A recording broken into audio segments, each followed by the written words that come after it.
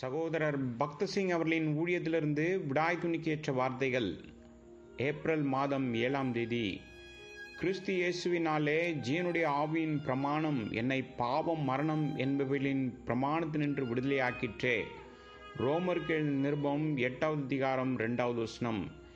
7வது நாள் அட்வென்டிஸ்டுகள் யாத்ராமத்தின் புஸ்தகம் 20வது அதிகாரம் 10வது வசனத்திற்கு நம் கவனத்தை ஈர்க்கிறார்கள். இவர்கள் என்ன சொல்ல வருகிறார்கள்? நீங்கள் 10 கற்பனைகளை கடைபிடித்து ஓய்வு நாளை கடைபிடிக்கிறீர்களா? நீங்கள் ஓய்வு நாளை சனிக்கிழமையில் கடைபிடிக்க வேண்டும், இல்லையெனில் நீங்கள் தேவனுடைய கட்டளையை மீறுகிறீர்கள், நியாயப்பிரமாணத்தின் தண்டனையின் கீழ் வருவீர்கள். நம்முடைய கர்த்தராகிய இயேசு கிறிஸ்து ஓய்வு நாளை கடைபிடித்தார், அதை மாற்றவில்லை என்று சொல்கிறார்கள். கிறிஸ்தவ சகாப்தத்தின் ஆரம்ப நாட்களில் கலாத்தியாவில் உள்ள ஜனங்கள் விருத்தசேதனம் செய்யப்படாவிட்டால் அல்லது விசேஷ நாட்களை கடைபிடிக்காவிட்டால் அவர்கள் ரட்சிக்கப்படவில்லை என்று கற்பிக்கப்பட்டனர். இதனால்தான் அப்போஸ்தலனாகிய பவுல் இந்த நிருபத்தை இவ்வளவு கடுமையான மொழியில் எழுதினான். அவர்கள் தங்கள் பழைய வழிகளுக்கு திரும்பி செல்கிறார்கள் என்று கூறினான். தன்னுடைய பிரசங்கம் எங்கே வீணாகி போய்விடுமோ என்று பயந்தான். இது பிசாசின் பழைய தந்திரமாக காணப்படுகிறது. இது புதிதான ஒன்றல்ல. தேவன் ஏற்கனவே உங்கள் பாவங்களை மன்னித்து உங்கள் விசுவாசத்தின் மூலம் நீங்கள் தேவனுக்கு முன்பாக நீதிமானாய் இருக்கும்போது இந்த 7வது நாள் அட்வென்டிஸ்டுகள் ஓய்வு நாளை கடைபிடிப்பதன் மூலம் நீங்கள் முழுமையாக ரட்சிக்கப்படலாம் என்று சொல்கிறார்கள். நீங்கள் வேத குறிப்புகளை கவனமாக பார்க்க வேண்டும். இப்போது என்ன நோக்கத்திற்காக தேவன் ஓய்வு நாளை கொடுத்தார், ஏன் நாம் இப்போது அதிலிருந்து விடுதலையாக்கப்பட்டிருக்கிறோம் என்பதை நாம் பார்ப்போம். 7ஆம் நாளோ உன் தேவனாகிய கர்த்தருடைய ஓய்வு நாள். அதிலே நீ இளைப்பாறுவது போல உன் வேலைக்காரனும் உன் வேலைக்காரியும் இளைப்பாற வேண்டும்.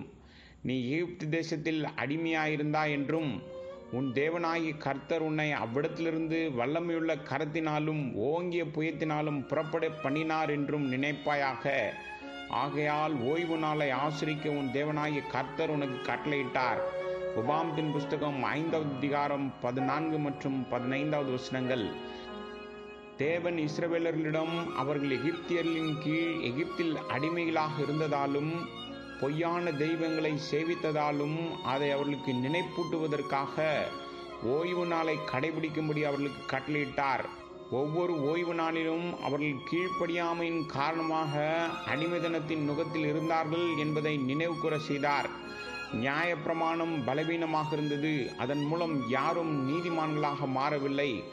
அதனால்தான் கர்த்தராகிய இயேசு கிறிஸ்து மனிதனாக மாறி தேவன் நியாயப்பிரமாணத்தின் மூலம் கேட்ட நீதியை நிறைவேற்றினார். கிறிஸ்து இயேசுவினாலே ஜீவனுடைய ஆவியின் பிரமாணம் என்னை பாவம் மரணம் என்பவர்களின் பிரமாணத்தினின்று விடுதலையாக்கிற்றே. அது எப்படியெனில், மாம்சத்திலே பலவீனமாயிருந்த நியாயப்பிரமாணம் செய்யக்கூடாததை தேவனே செய்யும்படி தம்முடைய குமாரனை பாவ மாம்சத்தின் சாயலாகவும் பாவத்தை போக்கும் பலியாகவும் அனுப்பி மாம்சத்திலே பாவத்தை ஆக்கினைக்குள்ளாக தீர்த்தார். ரோமருக்கு நிருபம் 8வது அதிகாரம் 2 மற்றும் 3வது வசனங்கள். மனிதனால் செய்ய முடியாததை கர்த்தராகிய இயேசு கிறிஸ்து செய்து எல்லா அடிமைத்தனத்திலிருந்தும் நம்மை விடுவித்தார். அவர் நம் பாவத்தையும் தண்டனையையும் கண்டனத்தையும் சுமந்து நமக்கு வர வேண்டிய சாபத்தை மாற்றினார். அதனால்தான் நாம் முற்றிலும் சுதந்திரமாக இருக்கின்றோம். ஒரு புதிய சட்டத்தின் கீழ் நாம் வருகிறோம். இது இயேசு கிறிஸ்துவில் உள்ள ஜீவனுள்ள ஆவியின் பிரமாணம். பழைய சட்டத்தின் கீழ் வருபவர்கள் பாவம் மற்றும் மரணத்தின் சட்டத்தின் கீழ் வருகிறார்கள். இவ்வாறு ஓய்வு நாளை கடைபிடிப்பதில் இஸ்ரவேலர்கள் தங்களுடைய கடினமான பணியின் கீழ் அடிமைத்தனத்தை நினைவு கூர்ந்தனர்.